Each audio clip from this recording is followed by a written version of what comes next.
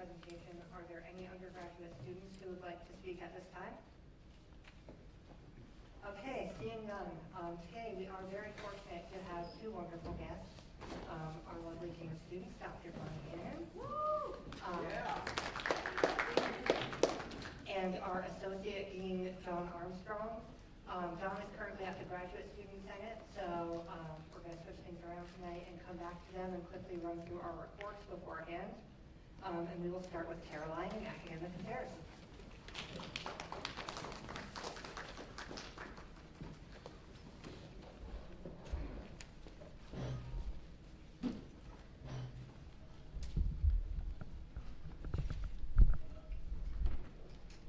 Hi, everybody. So Academic Affairs has been busy wrapping up the end of the semester by planning our upcoming school supplies care fair event, tabling in the library, and developing an Academic Achievement Center for ESL students.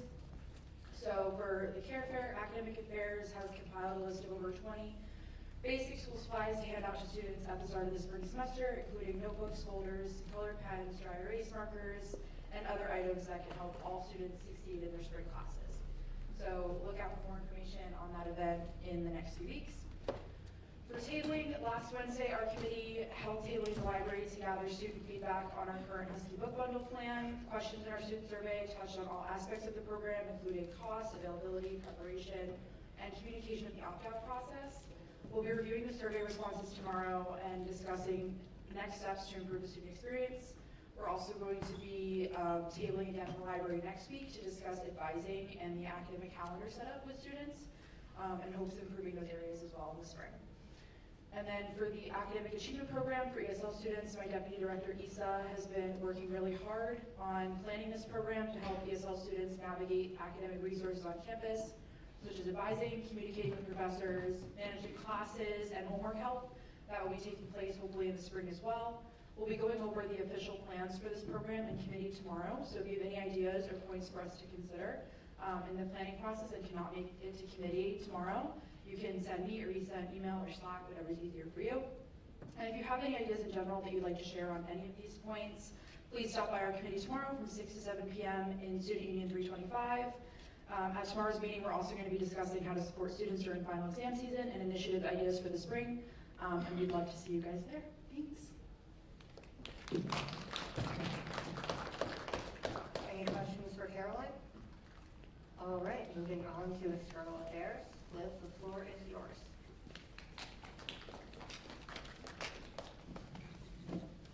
Hi everyone.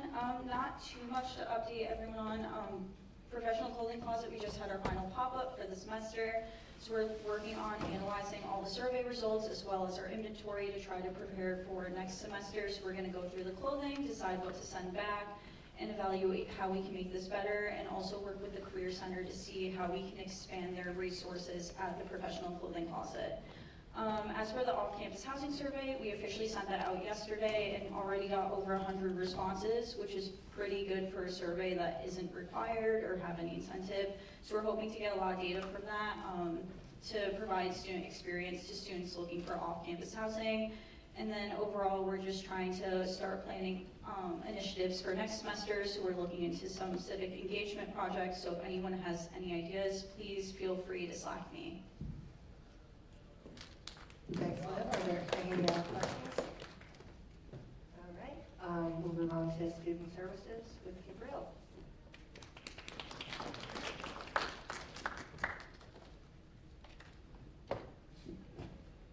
Hey everyone. Also, since last Senate, been kind of busy with outside stuff, but we've been working on, we had the first cooking class. We've been looking to expand our outreach on the food insecurity survey we're working on, as well as planning event days for next semester. Continuing work on the legal services project. We have a meeting with UConn Law later this week to kind of discuss what they're working on and giving services to students. Yeah, those are kind of the major points. Any questions? Awesome.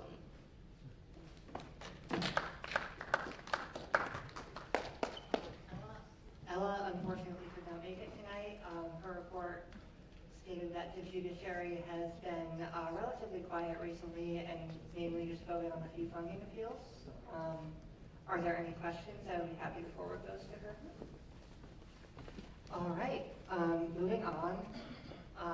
In terms of me, I have mostly been planning out some final things for this semester and doing some preliminary planning on guest speakers and caucus plans for next semester. More details to come on that over winter break. Other than that, working on getting our mentorship program up and running for the spring semester. That is about it. Are there any questions? All right, next up is Billy.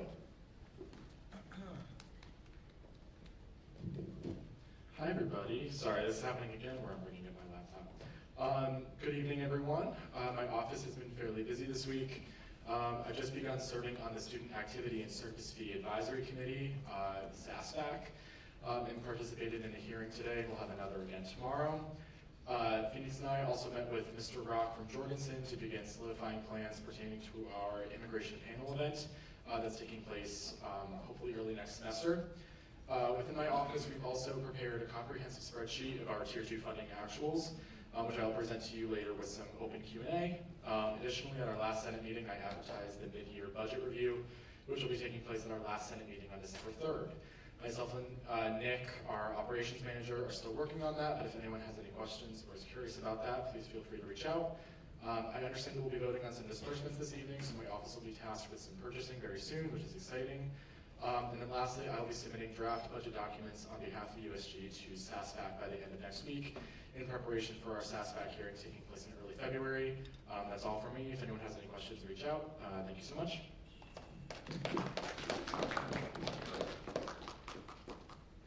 Next up is Phoenix.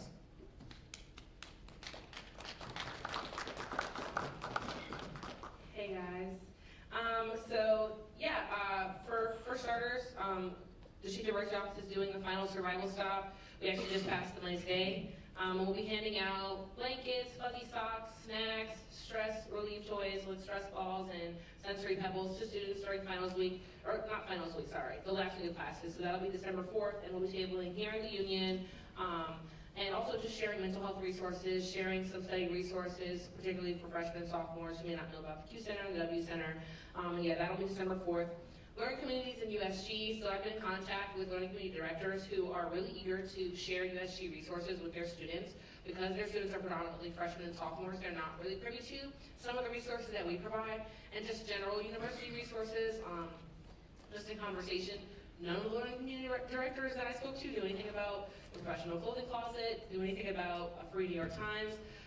So just sharing those resources with them, and I'll be going and talking to some of the learning communities and encouraging some of them to get involved in USG as well, because it's important that we reach out to freshmen and sophomores who may not necessarily know anything about USG and get them involved early, and just increase participation and engagement amongst the student body.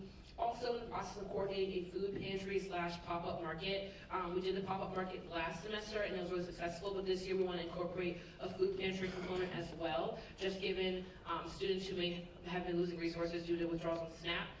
So this is going to be particularly targeted towards assisting our students as well as incorporating that cultural component, and giving students a taste of foods they might not traditionally get in the dining halls. So working on that for spring semester. If anyone's interested in helping out with this project or has any references for student organizations that might want to be a part of it, please definitely reach out. Looking forward to that. And then again, just a reminder that the Jet Window Pop-Up Clinic is confirmed for March 10th to the 12th in the Rome Commons Ballroom. We will be tabling early in the spring semester so the students can book their appointments via tabling. It's not necessarily always online, and so that we can make sure that all students are taking advantage of this opportunity to get free dental care services. There will be cavity fill-ins, extractions, x-rays, cleanings. So if you need any, and they're also offering other procedures that if you need, you just have to book an appointment in advance.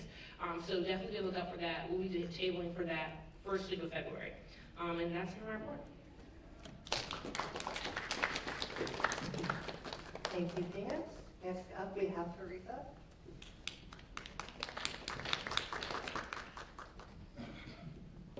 Hey everyone, hope you're well. The main update I have is about the Connecticut Student Association, also known as CTSA. We brought together student leaders from 7 different schools across the state, both public and private. We had other UConn regional campuses there. This was hosted at UConn Hartford. We had several people from our campus go, so shout out to Andy, Cam, Liv, and Billy. It was a really positive awesome experience for us to all go down there.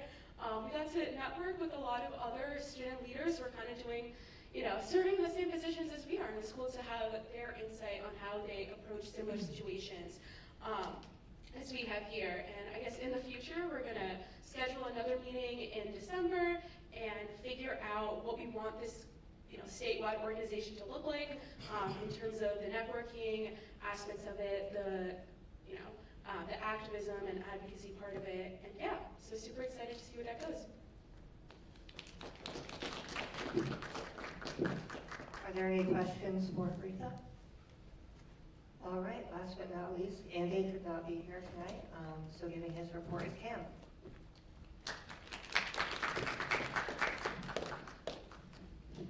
Hi guys. So for starters, Andy wanted me to apologize. He had to be in Boston for work. He couldn't be at this meeting. He wasn't at the last one either, but he's excited to see you all at our meeting when we get back from break. But for what he's been working on, Rita kind of hit the nail on the head with all the CTSA stuff. Last Friday, Andy went to CCSU for the AAUP press conference, just kind of reaffirming USG and UConn's commitment to academic freedom. So that was awesome. Andy and I are starting to work more closely with Michelle Everard, who's the University Senate Administrator, because we've been working with our University Senate committee reps, and we've been a little bit concerned that the committee reps aren't being represented as well on the committees. So we're working together to make sure that student representation on those committees is working well.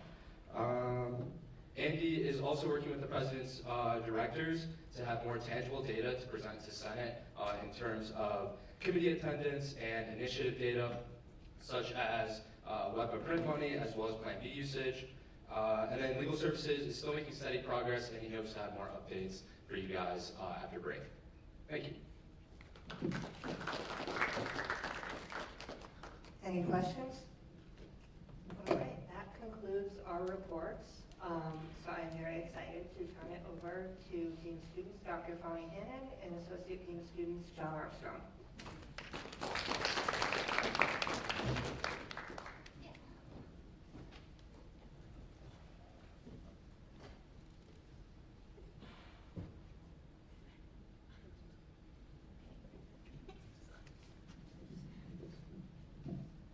And now I'm going to be singing to all of you. No, actually, no. I do love dancing, but not singing. I don't have the voice. This goes to show you, Huskies, how the generations are different, right? All of you, great reports with your phones, great reports, and here's your dean. I'm a Gen X with my flashcards. This is how we're rolling tonight. But anyhow, so I'm very grateful to be here with you tonight, and alongside with my wonderful Associate Dean, John Armstrong. You're going to hear from him in a minute. But I really wanted to give you a few updates that you can hear from your dean. So it has been a very busy semester. I don't even know, I lost count. Which week is this one? 11, 12? 12, right? Yes, yes. So it is happening. And many of you are already at the 6th week of midterms. That is a thing, right? Goals, yes, it's real. So a few updates from my end. I've been working very closely with many of you, so as you all know, my foundation to do this work is Sense of Belonging. So we do have a working group with the Vice Provost for Student Success, and as well with the Vice President for Student Life and Enrollment, that we're really looking at data and how many of you or not are finding your sense of belonging.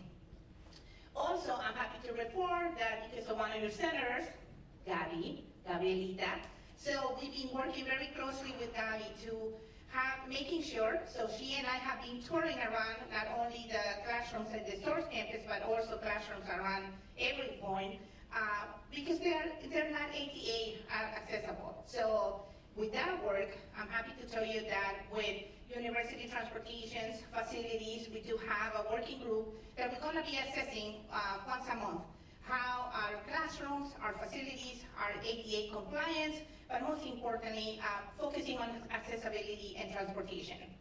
And I know that Caroline, we need to meet about our sensory spaces. It's not on her, it's actually on your dean. I've been very busy, but she's amazing, and we're gonna get together to bring that conversation forward, to have sensory spaces, not only at the Stores campus, but every single campus that we have. Okay, moving along. So still on my radar are campus change students and transfer students. So many of our students actually who are transfer students, they feel a little bit lost. So in conversations with our Vice Provost for Student Success and as well with Vice President for Student Life and Enrollment, we are going to really look very seriously about transitions, and not only for our campus change students, but certainly for transfer students. So if any one of you is passionate about this work and you want to be part of this group, please do let me know. Because at the end of the day, I have great ideas, but it's very important to me to hear from you, especially if you are a campus change or transfer student. You're still with me? Yes, okay, great. I love this. Let me see what else. We've been having several trainings on threat assessment, so I'm very happy to tell you that over 100 people attended our threat assessment. This was focused on our staff and faculty across all of our campuses. So there's a theme here, right? What is the theme? So if we are one UConn, the way that I'm doing things as your dean is not only store-centric. So many of you are moving in many different campuses, so whatever we have as stores, we need to have that as well available into our other campuses. So we were going to do another threat assessment training at the Stanford campus, but it will be also streamed live for everyone. So these trainings have been focusing on providing tools to our faculty and staff, but I think that I'm open. I want to hear from each one of you. I think it would be great if we do something for our student body as well on threat assessment. Okay. So the work has continued. Most importantly, in the last a few weeks with the SNAP benefits, and I'm going to ask Kyle right now. Oh yeah, it's already there. So if you go into the DOSO resources, I want to make sure that you all know that given that the SNAP benefits, right? So you all are aware of what is happening in the federal landscape. So if you happen to have any of your friends or yourself who need some support in relationship to SNAP benefits, I know that in many of your reports you have mentioned the food pantry, and as well, we have the Husky Harvest available at each of our campuses, but I wanted to bring your attention to the resources that we have within the Dean of Students office. So make sure that you or yourself, or as well some of your fellow Huskies, if they are in need of resources when it comes to food and security, please direct them to come and see us into our office. We continue supporting our students with precarious immigration statuses. That hasn't gone away. So many of us at the university, we have a working group. We also have a rapid response team, and we continue supporting our students whose immigration status is in peril at this time. Okay.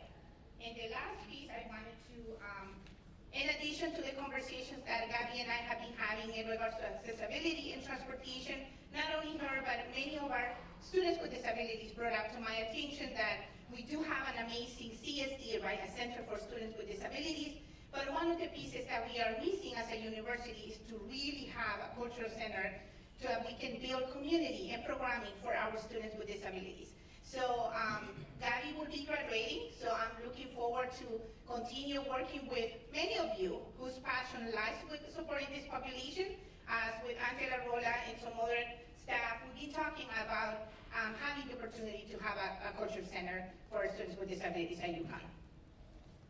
And I think, oh, hold on, I need to share this with all of you. So I heard you loud and clear. So we have been providing student sessions, actually sessions for our faculty on student success and how can they best support you. We launched this initiative this past semester. I'm looking forward to have many more faculty attending. But if you want to nominate a faculty who has been there for you, who has been, very supported in your classes, please let us know. We are reaching out to our faculty as well, not only to share this knowledge, but also to say thank you. Oftentimes, we really, it's so great, if we can show our gratitude. So I just wanted, to share that with you because every single thing that you're bringing forward to my attention, I'm making sure that I'm making sure that we are working together to make this happen. And the last piece, I'm so excited to hear that we have gotten over 100 responses in the off-campus survey. That's amazing. I'm so excited for that. And with that being said, I'm gonna now introduce John Armstrong, our Associate Dean of Students. Thank you, Huskies. I'm gonna put this. So I've reported to a lot of people in my career. I hit the jackpot with Bonnie. She's amazing. She's amazing. So external affairs. Where's external affairs? Olivia, I see you. Shout out to external affairs. They're amazing. They have been doing so many great things. I remember the day I met with Olivia, and we talked about off-campus housing. So I'm here today, I think, because of that first conversation.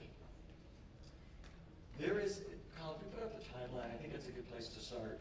Can I get a show of hands in here of how many rising juniors do we have? So currently sophomores, rising juniors.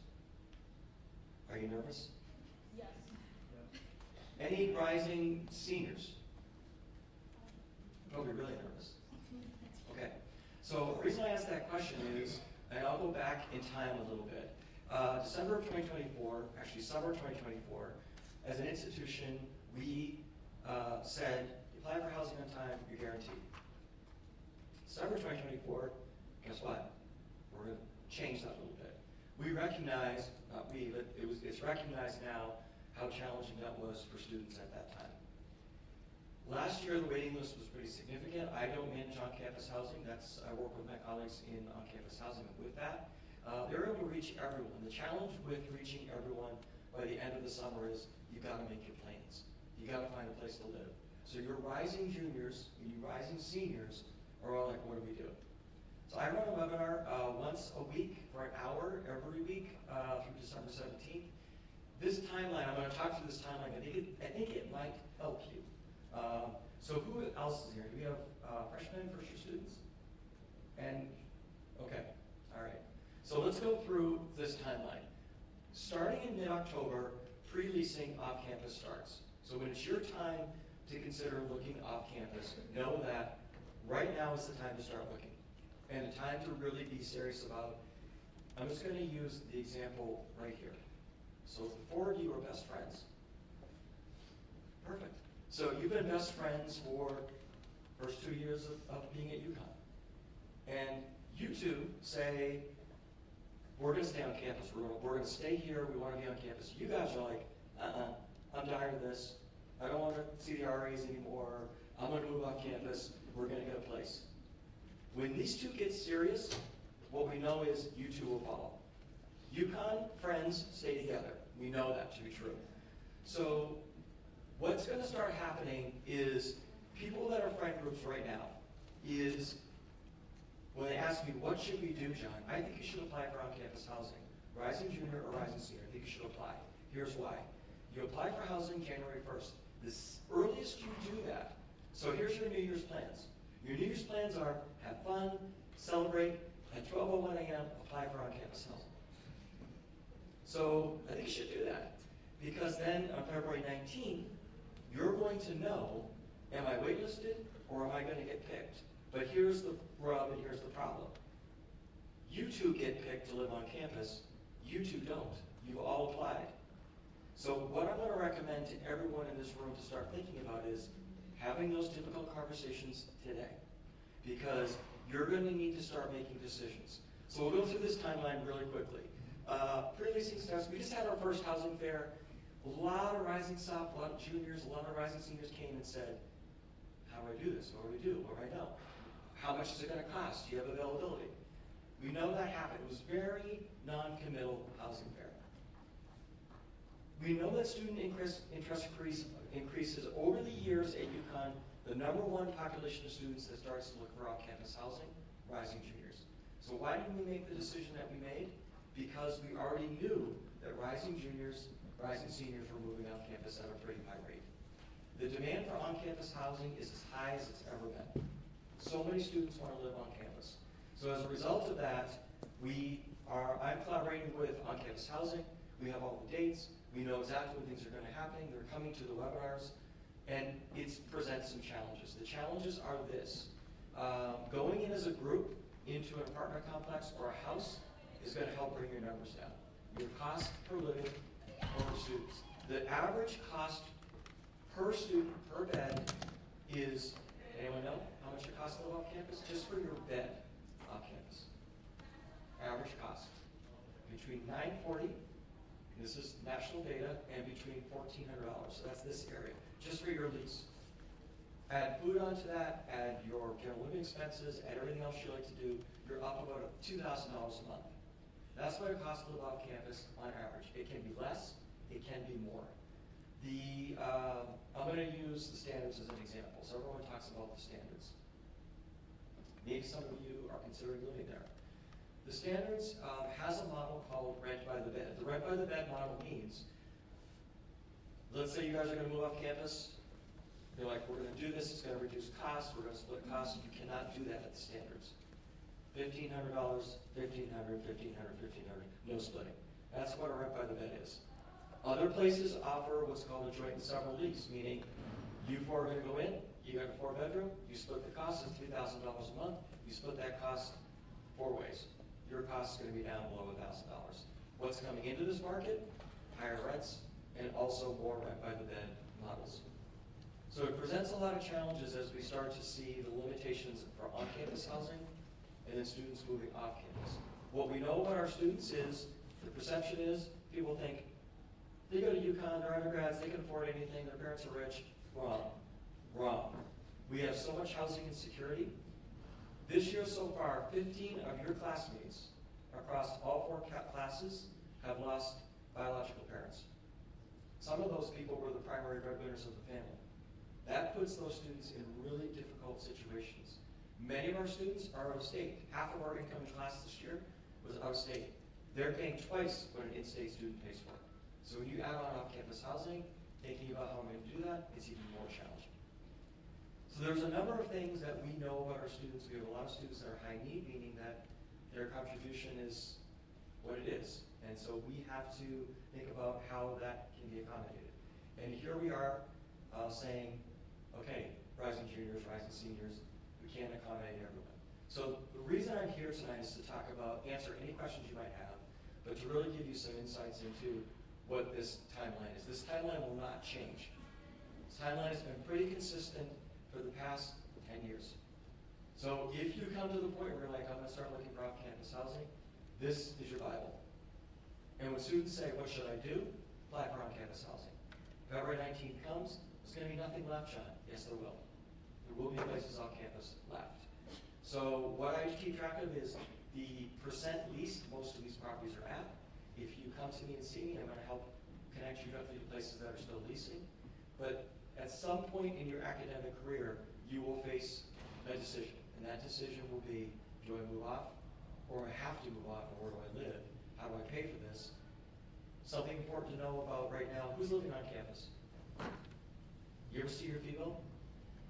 Do you see the housing that's on there? That $9,000 or whatever it might be? When you decide to move off campus, it doesn't exist on your fee bill. So that means that when you apply for FAFSA, if you get financial aid, you still need to apply for housing, for FAFSA, as if you're getting housing. That refund, because it's not going to go towards your fee bill, comes back to you. That refund is how you pay for off-campus housing. If that's not enough, you need to take out a private loan.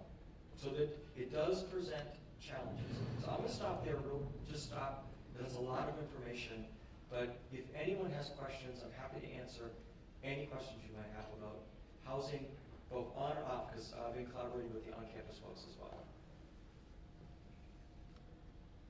Yes, sir. You mentioned. Oh, hang on, Eliyahu, can we get from them, please? Mic off?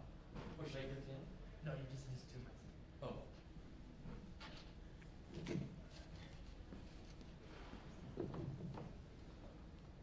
What's up? My name's Eliyahu. So you mentioned data, like off-campus data in this area. Where could we find that information and do like a little bit of our own research? And also, do you have this throughout other campuses? I'm personally planning on moving to the Stanford campus for my junior year. So what does the Yes, process look like? great questions. I manage off-campus housing, not only on the Stores campus, at UConn Health, all regional campuses, School of Business, every place we have a campus, it's me. And this is a portion of my role. At one point in this university's history, we had an office dedicated to this work. It was a little bit easier because we had a team of people. there was a decision made to no longer have that office. And guess what? We need it more than ever. Not by us. Not by us. Not by Because us. so, Not by us. and I think, something that's important to, family members talk to me all the time and say, how and when do we know how many juniors and seniors will get picked? So here's my response, because for the rising juniors and rising seniors in here, here's a little equation. We're all smart people. This incoming class, how many students? 4,700. Last year, around 4,500 to 4,600. We're already there with the incoming class for next year, and your class, and in the incoming freshman class right now, close to 10,000 beds. Almost already there with those two classes. We have a total on campus of 14,000 beds. That leaves us 4,000 beds to work with. So I should say us, but I am collaborating with them to talk about this. So if there's anything you can think about is your chances for a class that's almost 8,000 to 9,000 strong that needs beds. We have 4,000 beds. You can kind of do a little bit of math and calculation on your own and start to determine what I should do. And I'm not saying move off campus. What I'm saying is apply for on-campus housing, February 19th, be prepared to make some decisions with your friends. Other questions people might have? Yes, Rowan. Rowan.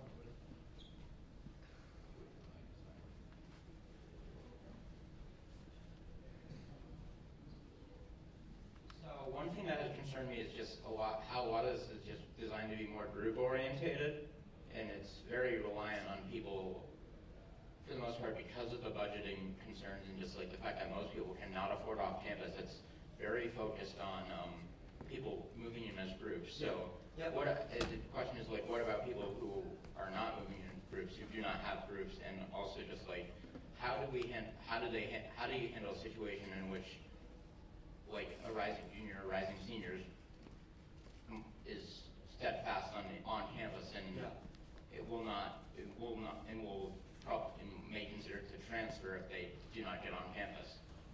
That's a personal choice, but what I will say is we don't want you to go. I would work with individual students, and there are mitigating factors, and one of the mitigating factors I will talk about, and I'm sorry I didn't answer the data question, I'll get back to that. The mitigating factor is, who's rising senior? Again, any of you guys graduating in December next year? Maybe? Do not move off campus. So anybody studying abroad next spring, do not move off campus. So here's why I say that, and this is another mitigating factor, and your point's a good one. The thought that if I'm living off campus and I have a place with my friends, so let's say these guys are living together, if you're graduating in December, congratulations. You're gonna graduate, and you say, hey guys, thanks for everything, I'm heading out. You have two choices. Hey guys, will you take over my rent and just take over my portion of the lease? Absolutely not. That's the response we get. Okay, well, I'm gonna find someone to move in my spot. Okay, great.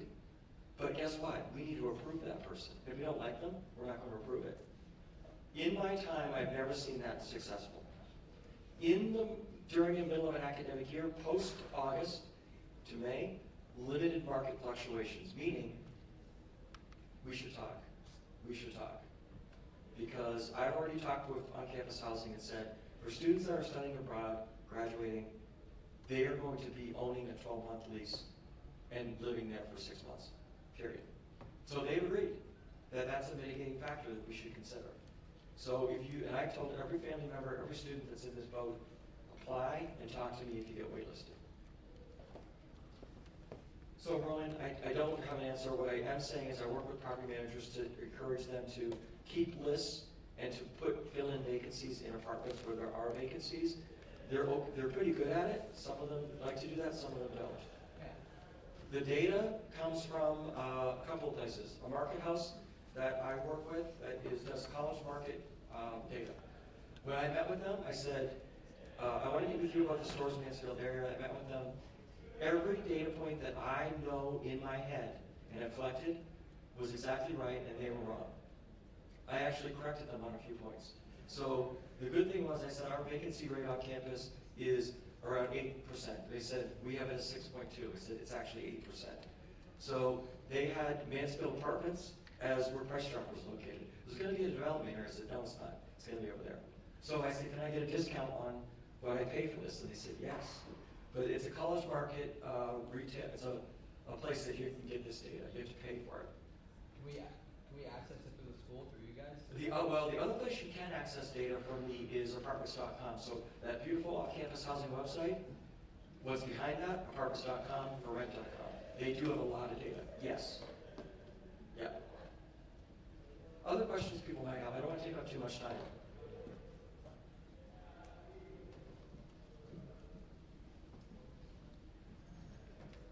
Thomas McMillan, 30 minutes.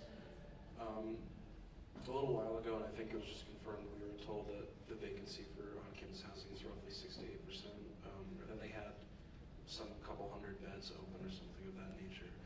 One, is that true? And if it is true, how come there is a decent amount of vacancy on campus despite the large wait list? I wish I could answer that, Thomas, but I don't maintain their vacancies. What I can tell you is, it is my understanding there are vacancies on campus. I don't know how many. There are also a number of vacancies off campus.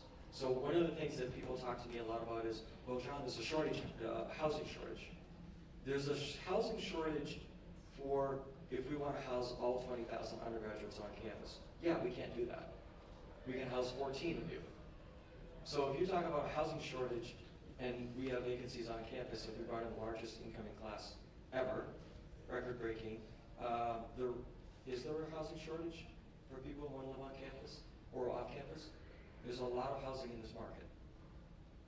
So if you want to live on campus, yes, there are limitations, absolutely.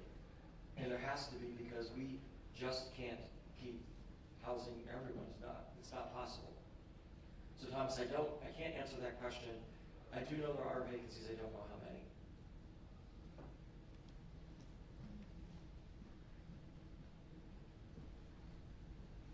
Other questions, folks? Yes? Good.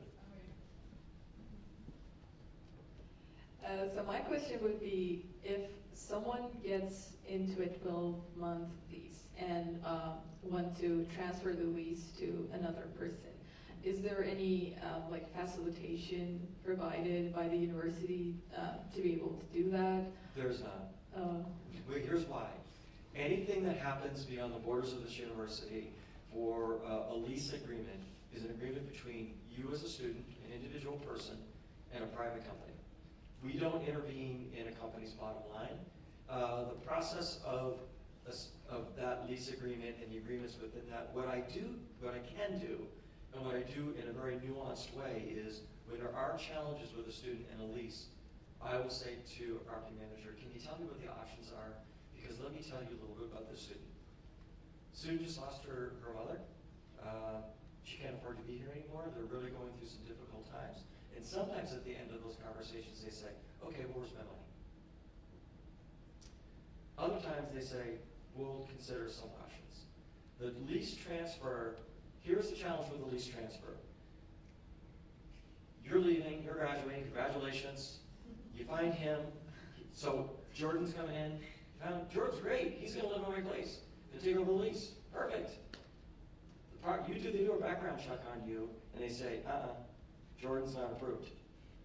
Or, he is approved, you guys don't like him. So, he's not coming in. That's the problem with the lease transfer. So, that's some of the challenges. Do you have another question? I guess not. It's okay, it's okay. I think the alternative route would be for people to look into the Facebook groups that there are, and there's so many scams there. Yes, and so many.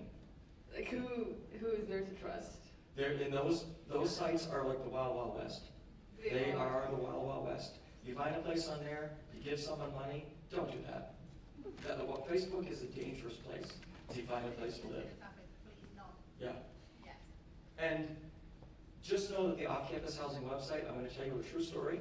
A student came to me 3 years ago and said, it was the worst of the worst scenario. Can't afford to live here. They result in a Title IX issue. And what I do, I don't even ask questions. I remove that property from the off-campus housing website, and I say, here's your money back, go away and don't ever come back. And they've contacted me and said, I want to come back home, John. I said, go away. Because Bonnie's priority, my priority, Maureen's priority, everyone in this room's safety. And we're not going to put anyone in this room at risk to allow that to happen. So those places are really challenging. But I was thinking maybe if there was some sort of feature in the website that people could like upload their possible lease transfers online and have it tied to their net ID. For free. Is that possible? Students can do it for free. Oh, okay. So I did not know that you can existed. list your lease. So you're going to put you're going to list your. Sorry, I keep using. So Smith is going to. He's like, John, I gotta do something, man. And I'm like, okay. You're going to go onto the off-campus housing website for free, and you're going to list your sublet, your not sublet, lease transfer. If you put sublet on there, they're going to yell at me. But you're going to put lease transfer, contact me, contact you. And then so you can put that on there for free. Students get to do that for free. Is it tied to their net ID so that students? Yeah, it's a net ID line, so it's single sign on the Oh. off-campus housing website. Cool, I did not know that existed. So it's Thank a you. good place to go. Yeah, thank you.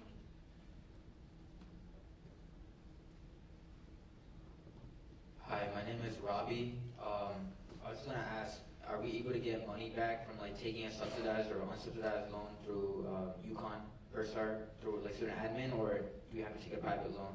I'm going to wade into the shallow end because I'm not a financial aid officer. Here's what I will tell you. Financial aid is need-based. So the FAFSA came out October 1st. It's going to be open for a little while longer. You and your family should be, or supporters should be talking about this FAFSA.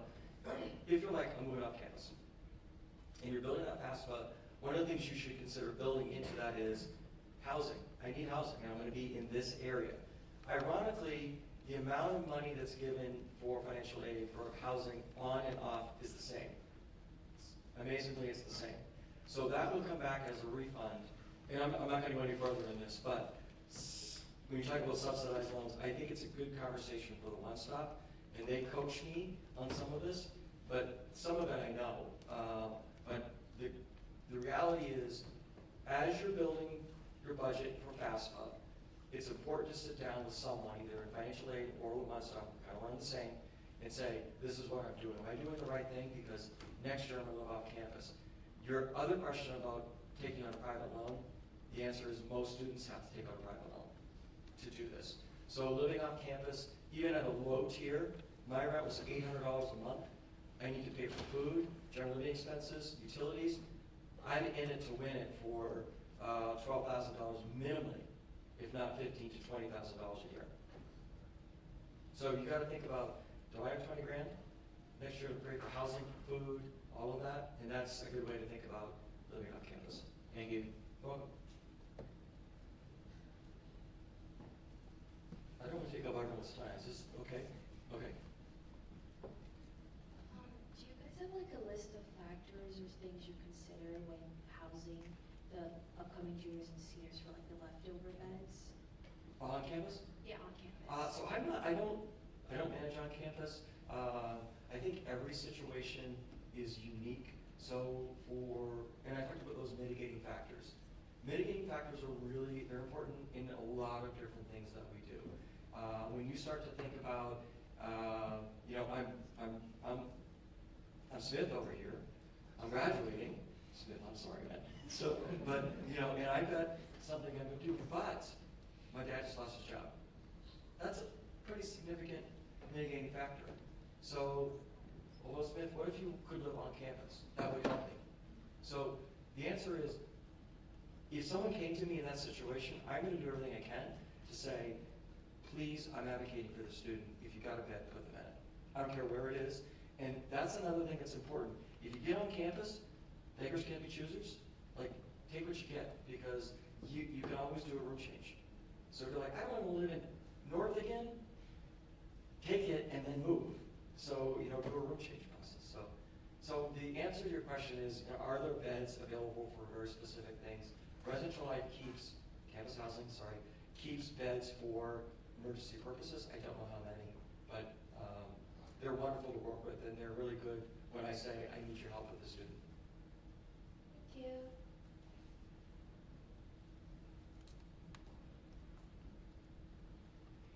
Hi, John. Hey, Angela.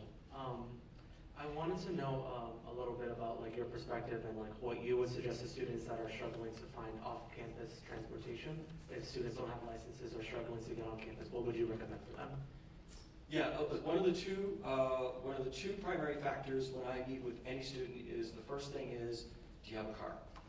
And once they say no, that drives everything else we do. The second question I ask them is, what's your budget? And many students are like, I don't know. I don't know what my budget is. Well, so I start to show them some things and say, here's the average, here's what you should be considering, and here's what you potentially could be paying, $2,000 a month. Do you have that? And they'll say, no. And so that money's really different when you're off campus because it's out of pocket every month. It's not on your bursar's account, on a payment plan, it is not that. So for a student that doesn't have transportation, I just came from the GSS, the Graduate Student Senate, and Andy Kelly was there for transportation. One of the things that's happened this year is we've seen ridership increase on that shuttle line. I drive in and I see the stands at Four Corners. I see 20 to 30 students standing up there in the morning. And then I also see students using scooters down the middle of 195, which really frightens me because it's getting dark early. But with that said, everything that so I also am a liaison with the town of Mansfield, and I can tell you that Sean Bassington, myself, Nathan First, every conversation we have about every new property is how are students going to get to campus safely? What is your plan to get students to and from this university or to their destination appropriately and safely? So that is in the forefront of every conversation. For years, town of Mansfield has been really pushing hard, and they really care about this too, is getting some level of walkway from Four Corners up to the UConn side, up in that area. I think it's going to happen soon. So we're getting closer than ever before because I'm really frightened this time of the year when I see students at the side of the road dressing in all black and walking, and I'm like, man, please make it home safely. But transportation to and from properties, there are some that just aren't safe for our vehicles to travel down little country roads, but are there other alternatives we could think about? Yes, and we need to. But we also have a driver shortage. When a driver shortage happens, that means they double up lines. The Passio Go app is weak at best, so it's not working great. Every time I talk to students, they're like, I'm here, the bus says it's here, and it's not here. So how does this work? Transportation knows that, and they're working on it. So we're potentially looking at a different vendor. It's a challenge. It really is, Angela. Yeah. Yes. I can come. Use my microphone. Thank you. Gabby for the minutes. This is more of a, I guess, general curiosity, and it's kind of related to Angela's question. So it doesn't pertain to me because I'm a senior, I'm not really looking for off-campus housing. But as a general question, are there any options if a disabled student wants to live off campus? They have a group of friends who they want to go live with. Is that even an option for them, like, at all? It's limited, Gabby. It is not, so the answer is, as new properties are built, they are required to comply with ADA requirements. And if they're filling their beds, and they say, okay, we don't have anyone who's applied who needs an accommodation, we're going to fill it with another student. So then you come along and say, wait a minute, I'm looking for a place. There aren't any.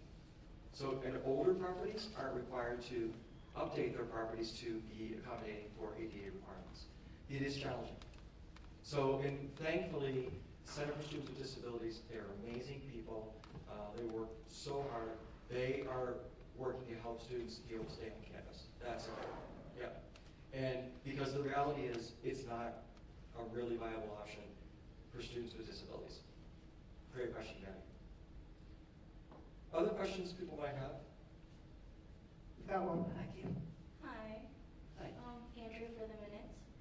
So I just want to see if you could maybe give a word to the few students that we have as part of our community who think that UConn doesn't really care about upperclassmen because they seem to be wanting to preserve, the lower Yeah, classmen more than? I can say something about that, and that's a really good question and a really good point. So it feels like we're less than if I'm a rising junior from a rising senior. So I've been here. Don't I deserve to get the best place to live on campus? At one point, that was the case. Really, your credits, you apply for housing. I'm going to be in Hilltop Apartments. I'm going to be in Charlotte Apartments. This is awesome. The challenge is, 10 years ago, our incoming class was 32 and 3,400. We're now at 4,700. Where are we going to be 10 years from now? The SEM plan, the Strategic Enrollment Management Plan, is going to help us start to look at a lot of these things. No rising junior, no rising senior is less than any other student on this campus. Please, please believe me. This is really about a point in time right now where we don't have the ability to do what we want to do, and that's house students who want to live on campus. I mean, on-campus housing is a tremendous revenue generator for this campus. If we could house 20,000 undergraduates, we would do it, guaranteed, but we can't. So this is not about less than, this is not about we don't care about students. This is really about right now, and campus housing is really working diligently on getting as many of those students into housing that want to be. The other point I'll make is, in our history of UConn, the #1 group of students that says, all right, I'm done with on-campus, I'm moving off-campus, is rising juniors. It's always been that way. The other group is rising seniors. My biggest market that I work with is rising juniors. And they've always been the group that says, I'm done with on-campus, I'm moving off-campus. So that point of delineation was kind of there because it was always there. Roman? Yeah. So my understanding is it's probably just budgetary reasons, but a lot of this raises questions about like the on-campus process because like they clearly is just mainly revenue based because it would seem a lot of people strike as like if they actually did care about like upperclassmen, then they wouldn't be accepting so many freshmen. They would be, and also too like if they cared about trying to, if it was really in the school's best interest to house everyone, then you would expect them to maybe try and build more residence halls, but instead some of the properties, some of the land that is closest to the school, they have instead sold to private companies to build outside developments on. So I'm not going to go too deep into that, but what I will say is that no one is less than another student. It's just about capacity right now. And I think, Rowan, the question of do we build another residence hall is a question we're asking. That's absolutely a question we're asking. And if we do it, we've already got a site developed for it. The old Mansfield Apartments, which many of you don't even probably remember, is gone. It's an empty lot across from Town Hall. That's a destination. That's a site we have. We also own other land. If you don't know this, Sullivan Apartments. Everyone know what Sullivan Apartments is? Everyone know it? We own that land. So there was also like the property next to like the police station and stuff, and that's like you would think that would be like an ideal spot, but I think they were also built. I think that was sold to an outside company. That's not our. I don't think so. The land on King Hill Road, ironically, King Hill, which is where if you ever been to Ted's, the King Hill Road, that road is not our road. That is not our land. So that the response to that is no. But Rowan, to your point, they would need to tie into our utilities, so the university's utilities, building that close to the university. Other questions? I don't want to take too much of your time, folks. Yes, sir.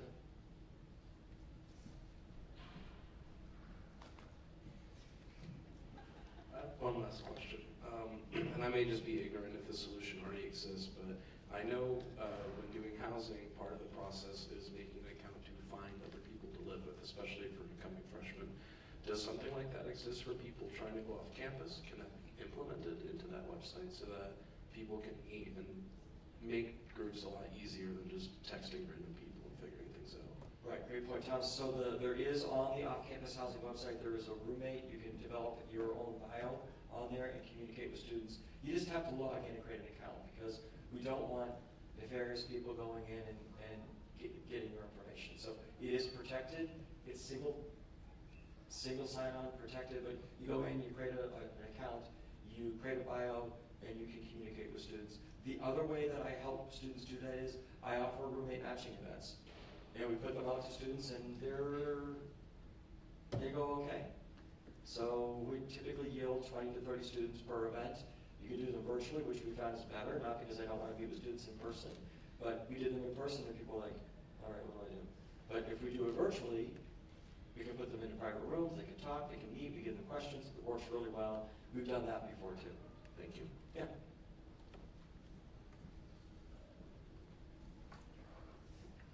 Hey, Olivia.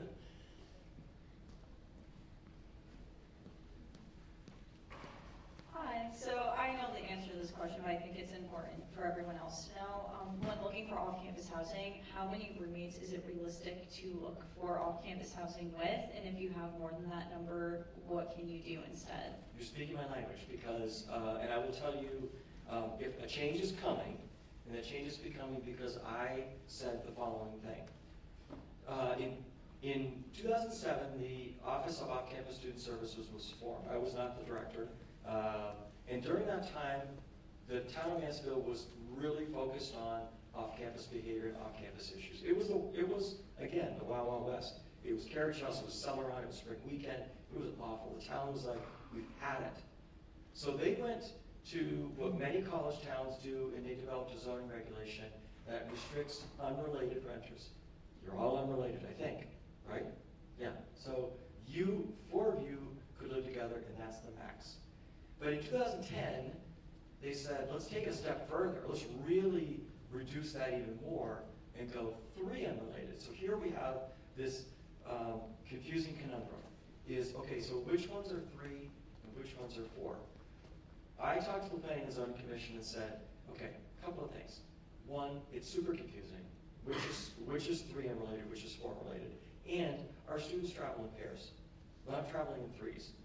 3s is always the hard because someone's left out. But so they have said to me, hey John, we agree. We're going to make this change, or we're going to do this. So it's coming. So the limitation, not only with that zoning regulation, but with limitations on how properties are built and developed from 60s, 70s, 80s construction, is max would typically be 4. Here's a challenge that they created in 2010. 2010, anything after 2010, built, developed, opened, or became a rental was restricted to 3 people. Oaks in the Square, only 3 bedrooms. Standards, only 3 bedrooms. The Mark, 3 bedrooms. The Hub, 3 bedrooms. They've created a challenge.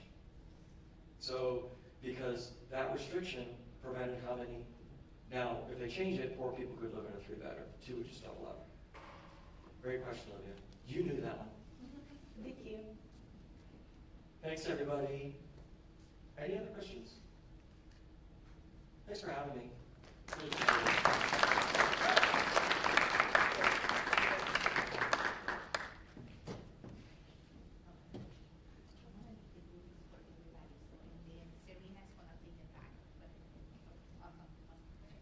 Thank you so much to our guest presenters, Tommy and John.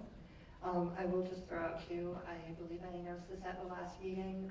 We have Nathan First, Rona Lucas, and Cindy Cascanzo from the Office of Student Life and Enrollment coming to our last meeting of the semester on December 3rd. So they should be able to speak more to the red life side of this equation.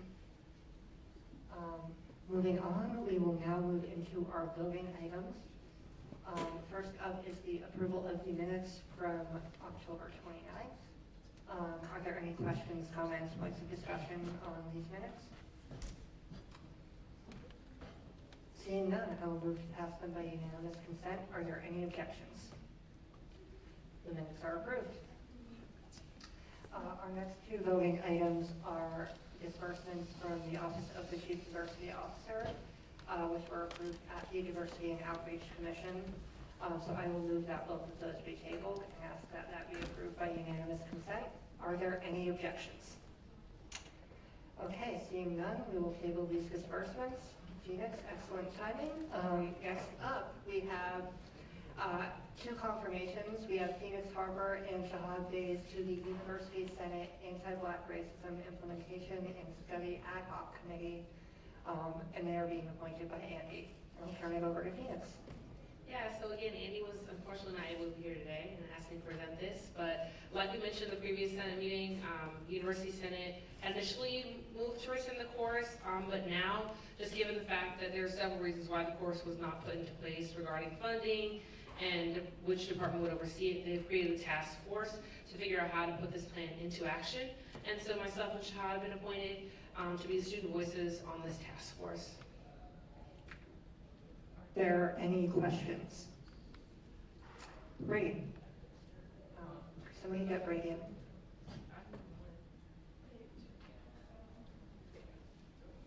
Did they decide not to implement it, or like?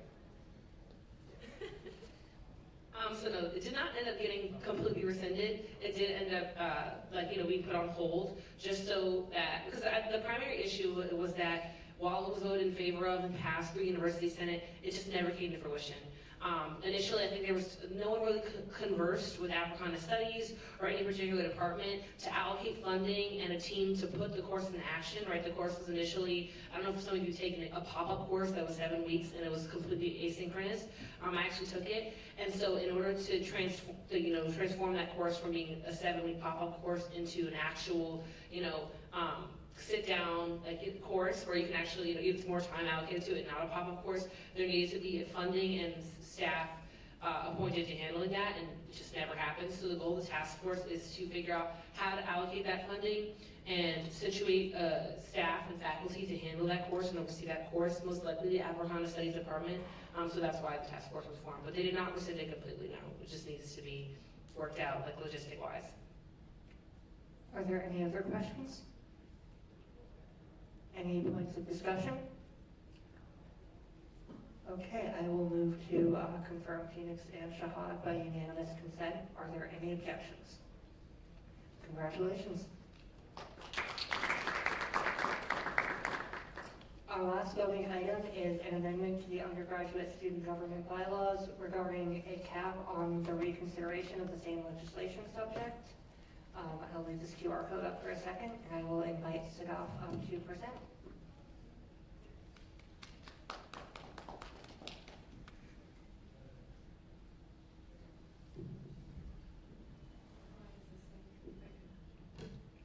Hi, I hope you're all doing well. So this proposed legislation will introduce a limit on the number of times that a similar piece of legislation without any substantial change can come to the Senate. And this basically says that if a bill doesn't make it through either Senate or governing board, it shouldn't come back in the same form until the next Senate election. So essentially once a semester. This legislation hopes to encourage authors to have plenty of time to rework and refine and to strengthen their ideas. And in the meantime, if there's little room for revision of this legislation, they can definitely try to bring it back the next semester. This will help, the hope of this is to help keeping our agenda and processes clear, fair, and forward moving so that we don't spend time revisiting the same debates and same talking points and hearing the same topics when a decision is made by the Senate. Any questions? I will open it up for questions, and we'll go to Angela. See? Hi, Queen.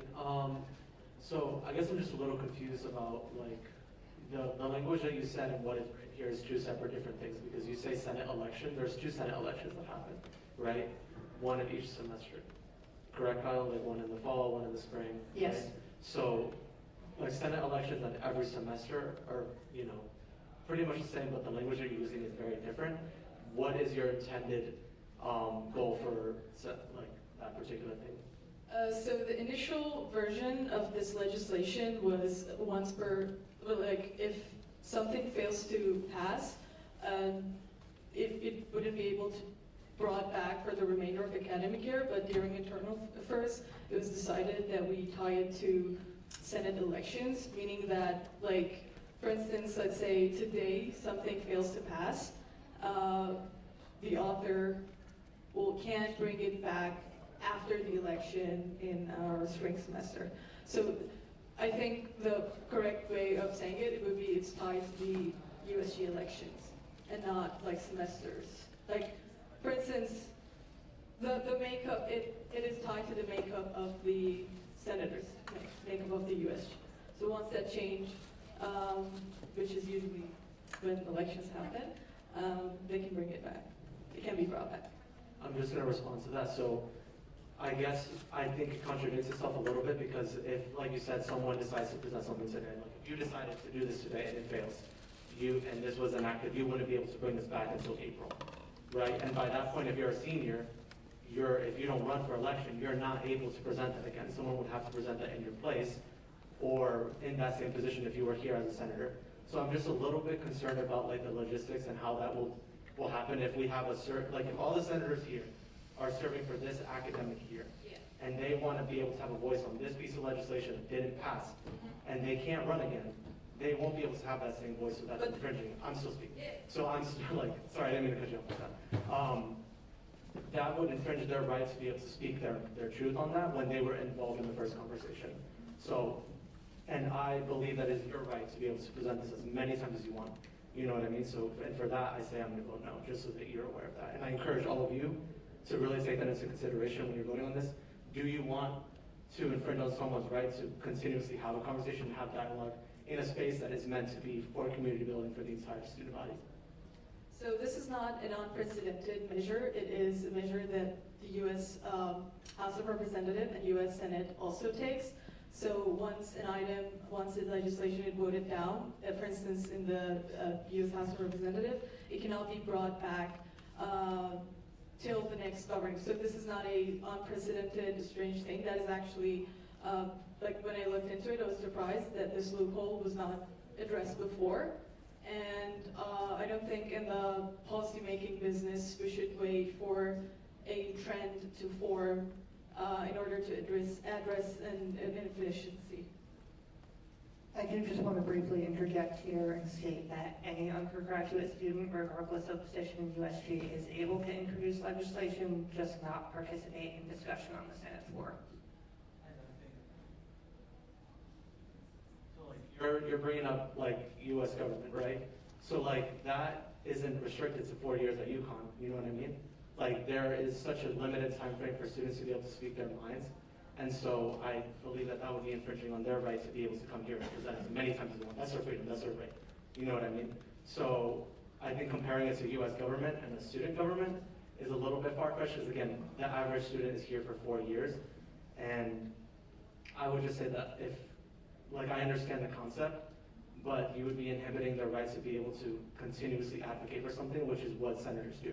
They advocate, they advocate, they advocate until something is done. I'm not sure how productive it is in order to go over on the same identical pieces once it is voted against.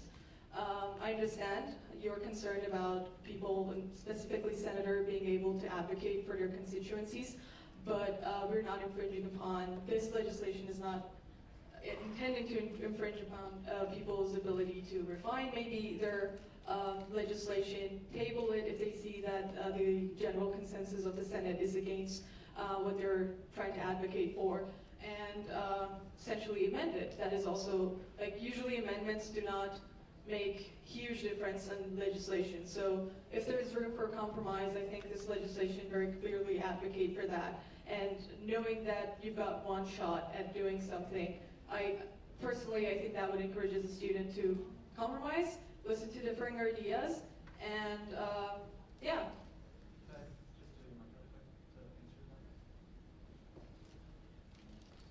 So like, and I understand the topic of amendments, but your legislation talks about topics as a whole, not as amendments. You know what I mean? So like, if I decided I wanted to come here and present something about the anti-black racism course, for example, and that gets denied notes, I can no longer talk about the anti-black racism course because that's the topic. If it was like, all right, let's put a restriction on like how many times a legislation come back without revisions or without amendments, then that's another thing. But this is about topics. This this legislation also makes it clear that by topic, we mean the substance, the intent, and the content of a legislation. And usually that can be the same, but it's not, like, could you please repeat your question? It wasn't a question. What was your point again? So my point is that you're saying that like. Oh, it was about the subject. Yeah, got it. So this would essentially mean that we're not wasting time over something that has been decided. So if something comes in a identical form, I genuinely don't see a reason why we should waste our time and resources on. And like I said, hopefully encourages the student to choose compromise, to choose other avenues that are protected for them, be it amending, be it tabling, be it even sometimes tabling. You can use the time to further advocate for your cause, further lobby with other senators, make connections, and yeah, that aims to do that. Lexi, go ahead.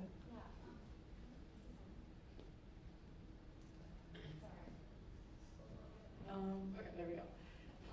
I think that this amendment is completely reasonable. I think like the idea in mind is not to silence student voices, but more so to like ensure Senate efficiency and reduce repetition. So I actually think that it is very reasonable.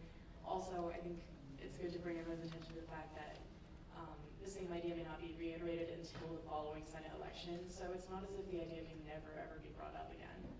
And yeah, those are my thoughts on the matter. Thank you. We'll go to Yahya. Just in regards to this amendment, I feel like this legislation, I feel like, especially here at UConn, things change and opinion on things change. So as it doesn't, I don't think it should, I don't really think it should have to be, you should have to wait all the way until the next election to have to bring forward a similar piece of legislation, because opinions on things could change throughout, whether it be through something that happened externally or something that happened within the university. Just the fact that opinions on things can change, and this legislation could affect the ability of people to bring forth legislation which maybe wasn't popular at first and becomes popular due to other circumstances. Can I answer to that? So I guess my question for you would be, if this Senate decides upon an issue, and if the makeup of the Senate remains the same, what is the point of bringing back the same topic and hearing the same talking points, going over the same debates? Wouldn't you say that it is somehow it infringes upon the efficiency of our Senate?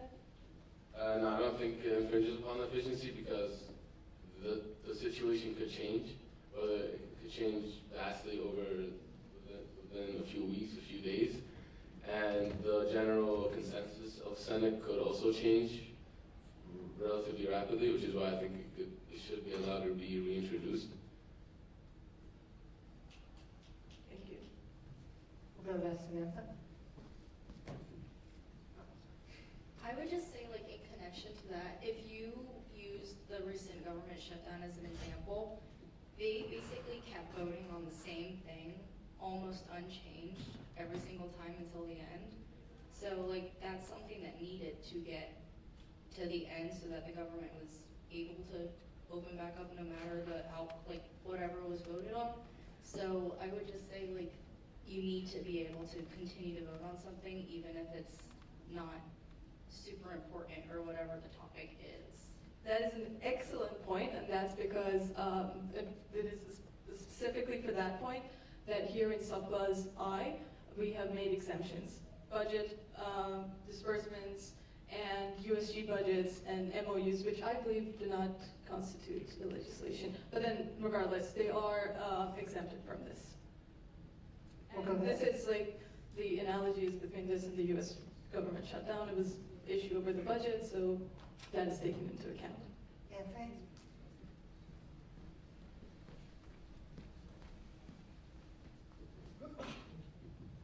Yeah, I just want to start by saying I support this.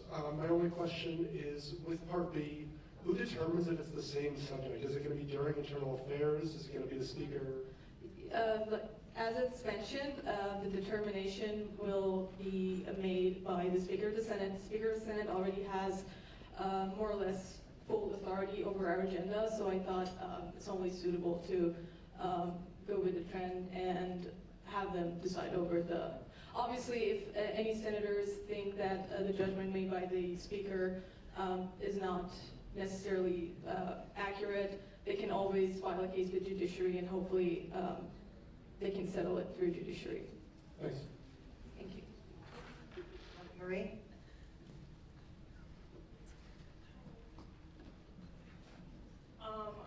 My question with this, and why I'm kind of not really for this, is I feel like how often as a Senate do we have like repeats of the same legislation of the same subject? And I feel like if the student body or other senators feel like it's important enough to bring back, then that means we as the Senate have not come to a conclusion that the student body accepts. And I think therefore it makes sense for us to re-review that, whether that's in the same semester. Also going back to it being like in re-election, I feel like again, at a university, we don't necessarily have the same students here every semester even if, whether that's the academic year or by semester, people graduate every semester. And I feel like it's important to have the value of all of our students at all times as well. May I reply to that? Yes. So, for my tenure so far at USG, I cannot think of a legislation that was voted down and had been brought back. It was more so the situation that a legislation was referred to a committee, but didn't. So the point I'm trying to make is that the examples that we have are usually the ones that a legislation was referred back to the committee and then sent back to the Senate, which this does not affect that. Like, you can send a legislation to a committee as many times as you want, and it is stated rather clearly that referral to committees, being tabled, or being, like, having motions to have it amended does not constitute as to have failed to pass. So that is also taken into account, I guess. We'll go to Sam.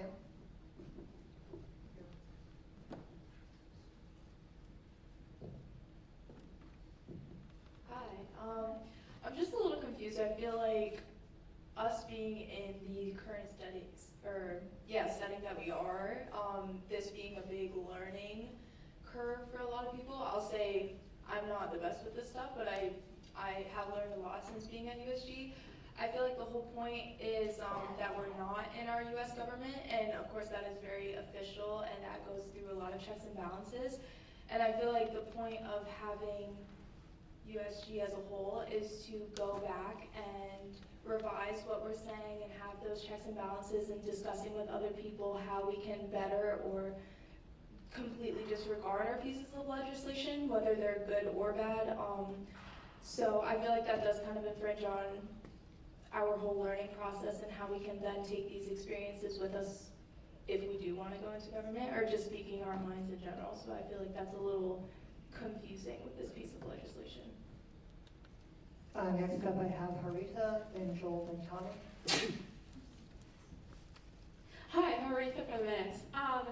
So I spoke about this during internal as well, but I think it's been made clear so far that given the complexity of this issue and all like the exceptions that we've had to make, that I think this bylaw amendment is unnecessary. I personally don't believe that the Senate has ever really had a problem where the same thing was brought up many times to the point where it hindered our productivity. If it was brought up again or multiple times, that probably indicates that the socio-political climate has changed, or senators' minds may have changed on the issue, where that necessitates another conversation. I also believe that this piece of legislation is redundant. In the bylaws, we can already see that the speaker has the power to determine what ends up on the agenda anyway. Given that this piece of legislation gives the speaker the sole power to determine what the same subject is, I just feel like the speaker can already make that determination, and I think our speaker has been doing a great job to ensure that our Senate meetings have been productive, and I just don't really see the need for this. like I said, I know that it was, you kindly mentioned in the internal version that you find this redundant. Personally, I was surprised that this procedural loophole was there all along and no one had addressed it. So I think there are two ways to look at it.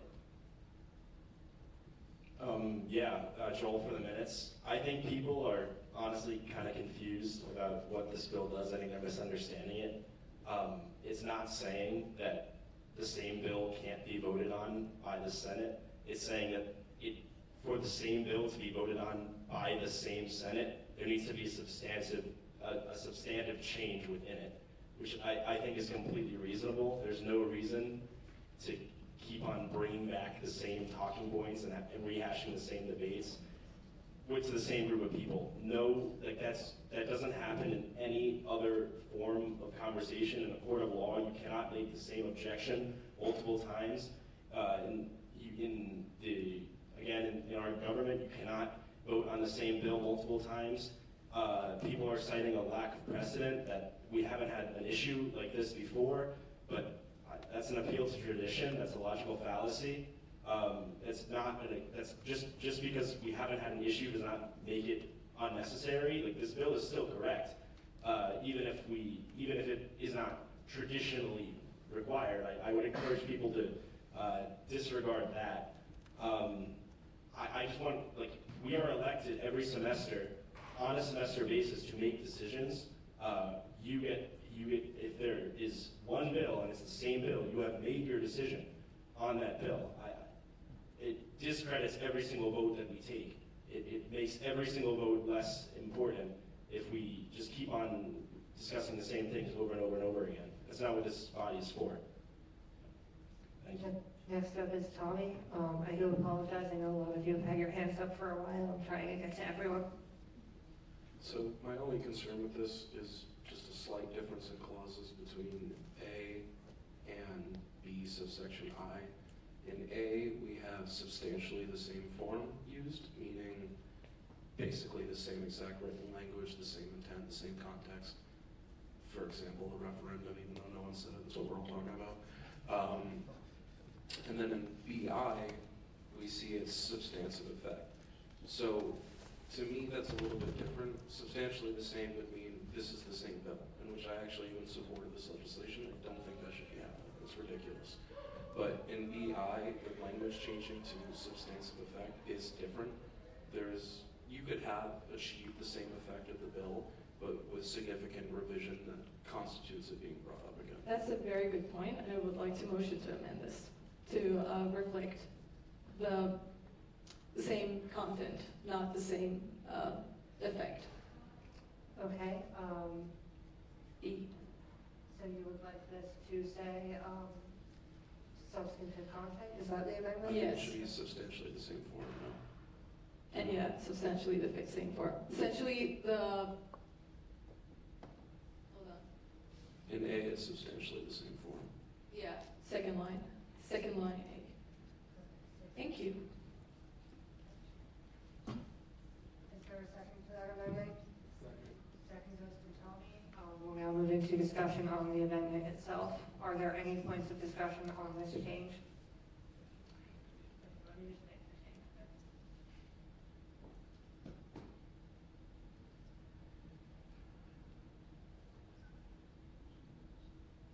Okay, does that accurately reflect the amendment? And if in the title, like the subclause B, the title, the subject would, the same subject includes substantially the same form. I think, yeah, that's reflected. That's good. Discussion on the amendment itself. Reem? So I just think, I'm just gonna give my opinion. I think most people already said this, but I just think this is pointless and there's no, achievable goal, I can say. I think people's opinions change at the end. Reem, I'm sorry, is this on the amendment to clause B? So I can't speak.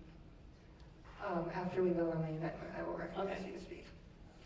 Are there any points of discussion on the amendment? Great. I just wanted to make you guys aware that the grammar looks like really weird and it doesn't make any sense. The same subject shall include in substantially the same format as a previously considered piece. I feel like you're missing a word or two there.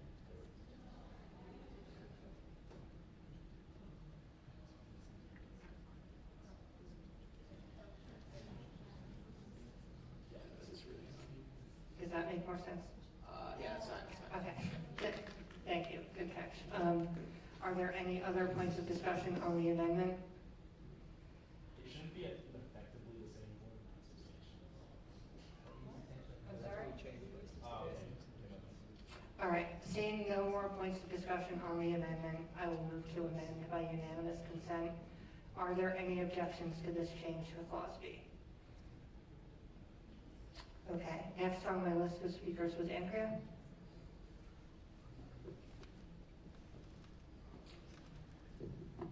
Hi, Andrew for the minutes. I already spoke a little bit about this in this panel the other day, but I would say that I'm not in favor of this legislation just because I feel like it could be argued that senators would be more productive if they're only given one chance. But I feel like we don't deal with enough legislation, especially this semester, to have that problem. We are seeing like less and less senators come up with legislation, and I don't think that this is going to like help like senators think of more legislation to create. I feel like personally setting a limit on the amount of times that you can bring it back, you know, and I do agree with you in the part where you said that bringing back the same thing isn't very productive. Right. But I would say that it's good for people to get different types of feedback every time when legislation is brought back. I would say though, some of the language, for example, like for today, if this wasn't finished, you're saying that we can go back, right? We can get feedback from people, we can bring it back to committees, right? And then bring it back to Senate. So what is classified as substantial like change? So, what this legislation concerns are legislations that were voted down, or voted no. Right. So if you're referred back to a committee and committee decides to change it, this does not concern that. If it was sent to a committee, even if it comes back with no substantial change, this does not concern it because it was not initially voted down. Is that clear? Right, if it had been voted down to like complete a change. I'm not sure how you can get referred to a committee if you're voted down. No. I'm just trying to. When you were, for example, when there's a revision that needs to get done on like a legislation, I feel like a lot of it is like when you try to get it through, some people get feedback through committees. So my question is, in terms of just like the substantial amount of like change, or right? If the speaker, what does the speaker use to be able to determine that exactly? So the language of it, obviously, the impact of it, and I just want to reiterate that if a piece of legislation is referred to a committee, it comes back, even if there is no substantial change in this committee, like in the piece of legislation, this does not concern it at all. Like, I understand your point about the subject being similar subject and not having had enough like changes of the content, but this is designed in a way that if you are coming back from a committee, this does not concern you. Like, this is irrelevant in that case. So even if there's a legislation that a committee like is referred back to a committee, but committee thinks like even if it's good as is, yeah. So essentially, there's no changes, right? It can't come back. Next up is Arif.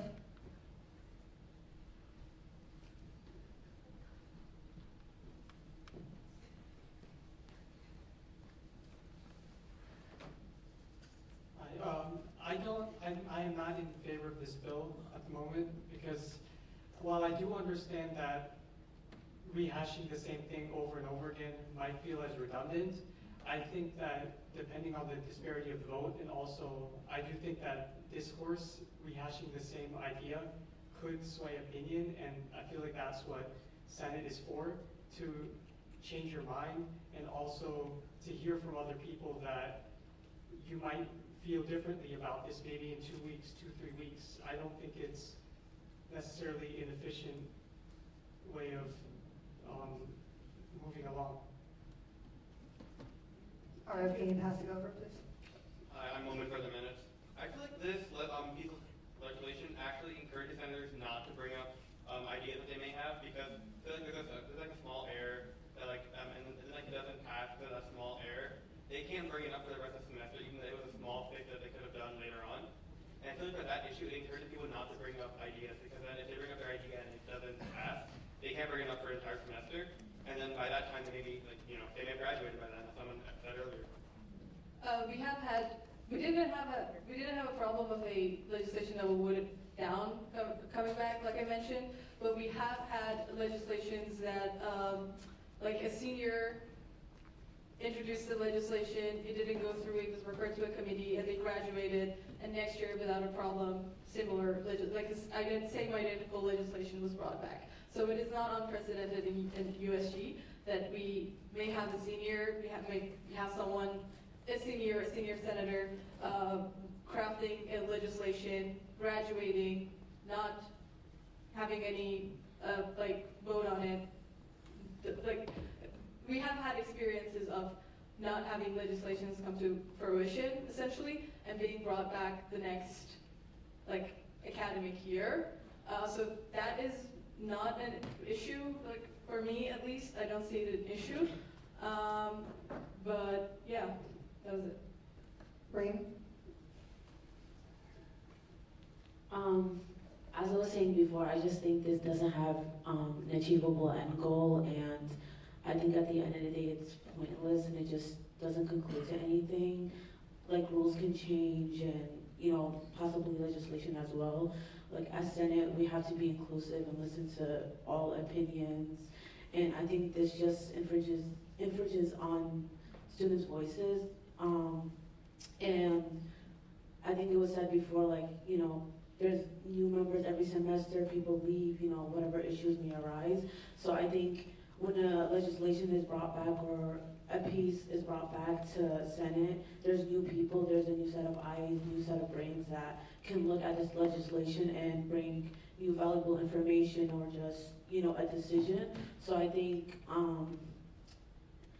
just not having this, it doesn't make sense in my That is opinion. exactly why this legislation is tied to the Senate makeup, right? So you can bring your legislation, it can be debated over, and if you want to bring it back again, if it's voted down and you want to bring it back again, you will be able to do so once the makeup of the USG changes. So that doesn't really infringe upon that. It is essentially, if the makeup of the Senate is the same and senators have come to a conclusion, what is the point of going over same talking points, same debates? I don't see that as productive, but thank you for your input. Hi, my name is Ravi. I'm a senator for the Multicultural and Diversity Committee, and I wanted to say that passing something that stops similar legislation from coming back, I think that's it's not very democratic, and it takes the right away from future students or current students from responding to new problems. And I don't think we should decide what can or can't be talked about in the future. And if we do want to stop a specific legislation from coming back, we can vote that down. But even if the senators say the same, the world around us doesn't, and the circumstances, the environment, they all change. So that means our perspective and our votes will change. So maybe in a month in the future, our circumstances at UConn will change. So bringing back that same legislation will have a different effect. Thank you. One of the inspirations behind this legislation was Robert's Rule of Order. And if Robert's Rule of Order is not democratic for you, I don't know what is, but then I appreciate your input. Next up, we have Eliyahu and then Phoenix. Hey guys, I've enjoyed listening to this conversation that's been going on here, and there's been a few really good points. Firstly, Reem, I think your name is, you made a good point about how it's important for another set of eyes to see legislation and then come to a new decision. I think Joel also made a really good point when it comes to this bill isn't designed for, let's say you have a bill and then, it's the exact same, it gets shot down, and then the exact same thing comes back again. Usually people's opinions are going to be the same, and, to the point about time that was just made over there, it takes time for your opinions to change. It doesn't take 1 day, 2 days, 2 weeks, or even a month or two. It usually takes, a good, substantial amount of time in order for your opinions to develop, for you to become more confident in it. So I really appreciated Joel's point of saying that it's not saying that you can't bring the same bill back. It's saying that you're bringing the same bill with changes to appeal to, whatever you're trying to do, to appeal to the broader Senate community in order to get enough support for it to get passed. So I think that was really important to say that, you can talk about the same subject, but you have to compromise. You have to work with us. If, originally it's a no, and then you bring back the exact same thing, what are you doing? You're wasting our time. And that's the point about efficiency, and that's what I think is really important, the fact that you can just, change, be better, and just to appeal to a better crowd. And I think that's what USG is about. I think that's what Senate's about. So that's what I got. Next up is Phoenix.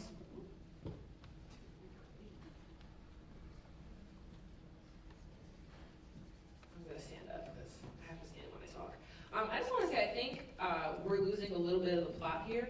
So, and this is just my perspective as a leader, it is not always about, good governance is not always about efficiency. It's about, transparency and making sure everyone's heard. We keep talking about senators and hearing from senators, but we have public comment in place for a reason as well, right? And I think a lot of the times we forget that, yes, we are senators and each of us represents roughly, each of you represents roughly 2,000 students, but, just speaking transparently, there are several underrepresented communities here in our Senate.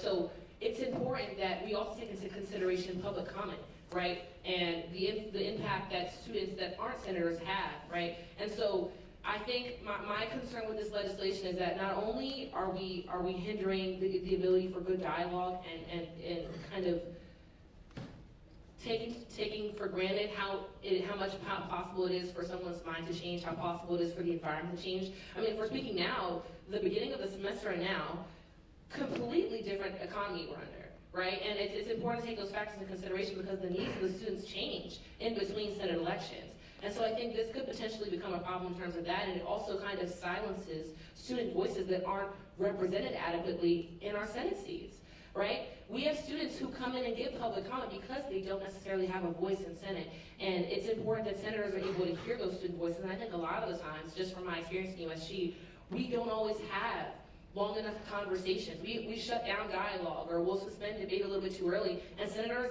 who make the vote aren't necessarily able to hear why a specific issue may be important for another student or for a big group of students. And so I want us to remember we're an advocacy organization, and I think putting a cap on legislation in this manner can hinder our ability to advocate. Not only that, our ability to learn and listen. Right, I've come into USG and my perspectives on several things have changed drastically simply because I sit down in Senate meetings and I just listen. I just listen, right? Or I sit down and have conversations with other student peers and I listen. And my mind changes. And so can the minds of senators, so can our environment. There's so many factors that change in between Senate elections. And I understand wanting to be productive, but the simple fact of the matter is productivity doesn't mean good governance. Dialogue does. Right? So I just want to kind of leave you with that and just take that into consideration when looking at this legislation, because that's a concern for me.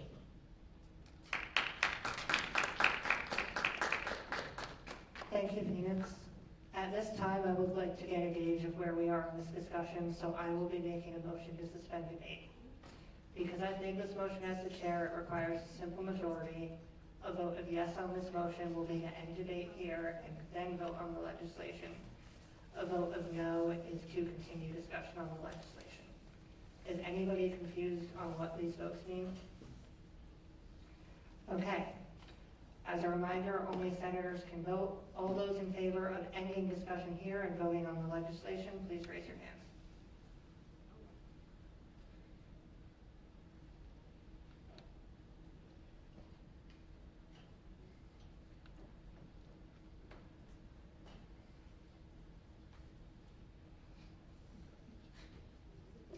All those opposed?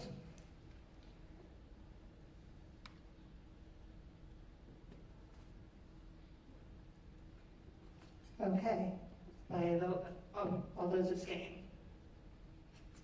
Okay, by a vote of 30 to 9 to 1, the motion to suspend debate has been approved. At this time, we will now move into a vote on the legislation itself. I will ask everyone to please raise your hands as high as possible and make it easier on me to count. Because this is a bylaw amendment, it requires a 2/3 vote to pass. All those in favor of passing this legislation, please raise your hands.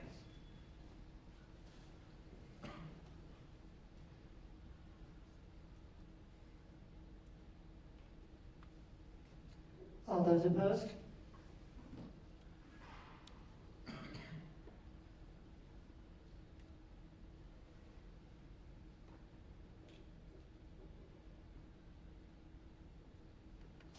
All those abstaining? By a vote of 13 to 21 to 2, this legislation fails. That is our final voting item this evening. We have nothing on the agenda for discussion. Excuse me. We have the Tier 2 funding update. For the sake of time, we will not be going through this update in its entirety. I am now just going to open the floor to questions on this update. Does anyone have any questions?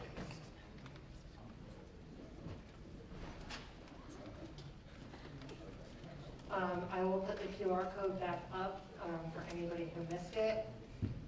Last call for questions or discussion related to this funding update.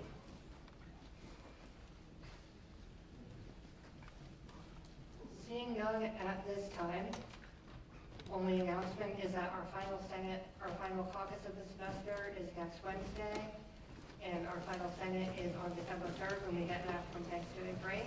I will call to close at 8:17. Have a good night, everyone. And please come up for merchandise that Bonnie left. We have some pens, some stickers, and some cards.